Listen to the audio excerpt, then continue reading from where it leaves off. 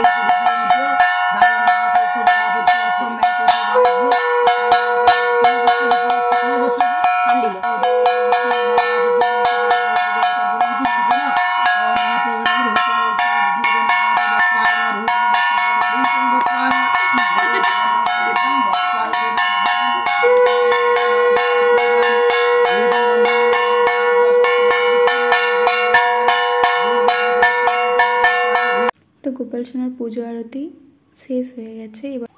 এবার আমরা প্রসাদটা তুলে নিচ্ছি। গোপাল সোনার প্রসাদটা তুলে আমরা গোপাল সোনার জন্মদিনে আমরা যারা ভাই বোনেদেরকে ছোটো ছোটো বলেছিলাম ওরা এসে গেছে, ওদেরকে এবার আমরা প্রসাদটা দিয়ে দেবো। তো দেখো আমার গোপাল সোনাকে আমি কী কী দিয়েছিলাম সেটা আগে তোমাদের সাথে শেয়ার করে নিই। তো দেখো আমি আমার গোপাল সোনাকে কীরকম করে সাজিয়েছিলাম। তো অবশ্যই তোমরা গোপাল সোনাকে একটা বাঁশি আর একটা ময়ূরের পালক অবশ্যই গিফট হিসেবে দিও। আর আমিও দিয়েছিলাম আমার গোপাল সোনাকে। এরপর আমি গোপাল সোনাকে দিয়েছিলাম লুচি আর ছোলার ডাল, এসব কয়েকটা তরকারি, কয়েকটা মিষ্টি সোনাকে গোপাল সোনাকে ভোগ হিসেবে দিয়েছিলাম। এছাড়া দিয়েছিলাম কিছু চকলেট, যেহেতু আমার গোপাল সোনা খুবই ছোটো, চকলেট খেতে খুব পছন্দ করে, তাই জন্য আমি গোপাল সোনার চকলেট কটা দিয়েছিলাম। এরপর অবশ্যই গোপাল সোনাকে দিতে হবে তালের খাবার। তালের খাবারের মধ্যে আমি দিয়েছিলাম ভাজা পিঠে, আর দিয়েছিলাম তালের বড়া, আর দিয়েছিলাম গোপাল সোনাকে 5 রকম ফল, আর দিয়েছিলাম পরমান্ন, ক্ষীর, মাখন, ছানা আর মিশ্রি। আর গোপাল সোনাকে অবশ্যই তোমাদেরকে দিতে হবে সেটা হচ্ছে নাড়ু। নাড়ু গোপাল সোনার খুবই পছন্দের, তো নাড়ু দিয়েছিলাম আমি এখানে তিলের নাড়ু, নারকেল নাড়ু আর খইয়ের নাড়ু করে দিয়েছিলাম। তো অবশ্যই তোমরা এটা দিও গোপাল সোনাকে, কারণ গোপাল সোনার নাড়ু খুবই পছন্দের একটি খাবার। তো অবশ্যই তোমরা জন্মাষ্টমীর দিন গোপাল সোনাকে নাড়ু দেবে, নাড়ু আর তালের খাবার অবশ্যই দেবে, সাথে একটু মাখন আর মিষ্টি। গোপাল সোনা অল্পতেই সন্তুষ্ট হয়ে যায়, তো তোমরা অবশ্যই এগুলো গোপাল সোনাকে দিও। আর আমি ভোজ হিসেবে ব্রাহ্মণকে ওই চাল বেগুন এসব দিয়েছিলাম। তো তোমরা দেখতে পেলে আমি গোপাল সোনাকে কী কী দিয়েছি গোপাল সোনার সেবার। তো তোমরাও এরকম করে জন্মাষ্টমীর দিন ব্রত পালন করো এবং সারাদিন উপোস করে থেকো। রাত্রে তোমরা চাইলে গোপাল সোনার প্রসাদ পেতে পারো, আর না চাইলে পরের দিন একাদশীর মতো পালন করতে পারো। তো যারা পারবেন না অবশ্যই তেনারা ফল খেয়ে থাকতে পারেন। তো হরে কৃষ্ণ। তো অবশ্যই জন্মাষ্টমীর আগের দিনও পরের দিন পালন করতে হবে, আর একাদশীর মতো পরের দিন পালন করতে হবে, যে কোনো হরে কৃষ্ণ।